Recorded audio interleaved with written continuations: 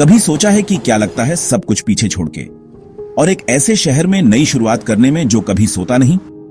ये कहानी है राजेश की, एक माइग्रेंट वर्कर जो अपने छोटे से गांव से बेहतर जिंदगी के सपने लेकर आया था।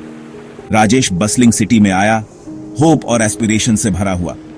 बड़े बड़े स्काईस्क्रेपर्स उसके ड्रीम्स पे लंबी परछाई डाल रहे थे। शहर की धड़कन तेज थी, पर राजेश के लिए यह अजीब सी खामोशी थी।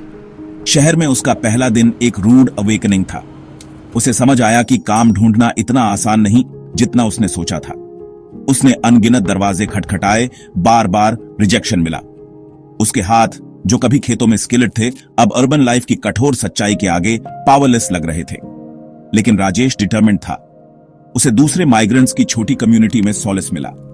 साथ में उन्होंने स्ट्रगल और रेजिलियंस की कहानियां शेयर की। इन्हीं मोमेंट्स में राजेश को होप और सॉलिडारिटी का असली मतलब समझ आया। हर दिन एक बैटल था, काम ग्रूलिंग था, घंटे लंबे और पे कम।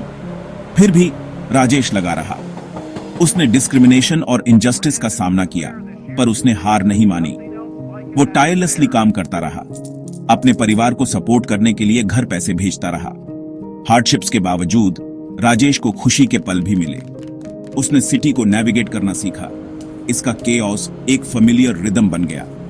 उसने दोस्त बनाए जो उसका दूसरा परिवार बन गए, और अपने स्ट्रगल के बीच उसने पर्सनल ग्रोथ पाई। एक दिन एक अपॉर्चुनिटी आई।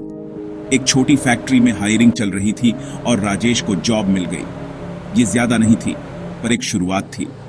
उसने मेहनत की, खुद को रिलायबल और डेडिकेटेड साबित किया। धीरे धीरे वो आगे बढ़ता गया, रिस्पेक्ट और रिकॉग्निशन कमाता गया। राजेश की कहानी रेजिलियंस और होप की कहानी है। ये ह्यूमन स्पिरिट की एंड्योर करने और थ्राइव करने की एबिलिटी का प्रमाण है, एडवर्सिटी के बावजूद। उसका जर्नी उन स्ट्रगल्स की याद दिलाता है जो बहुत लोग फेस करते हैं, और उनको ओवरकम करने के लिए जो स्ट्रेंथ लगती है। तो अगली बार जब आप किसी माइग्रेंट वर्कर को देखें, तो राजेश को याद करें। उसके ड्रीम्स, उसके स्ट्रगल्स और उसकी ट्रायम्फ्स को याद करें, और उसकी कहानी आपको इंस्पायर करे उन लोगों की नजर से दुनिया को देखने के लिए जो इसे ग्राउंड अप से बनाते हैं। इस जर्नी में मेरे साथ जुड़ने के लिए धन्यवाद। अगर आपको ये कहानी पसंद आई तो सब्सक्राइब और शेयर करना ना भूलें। अगली बार तक अपना ख्याल रखें और इंस्पायर्ड रहें।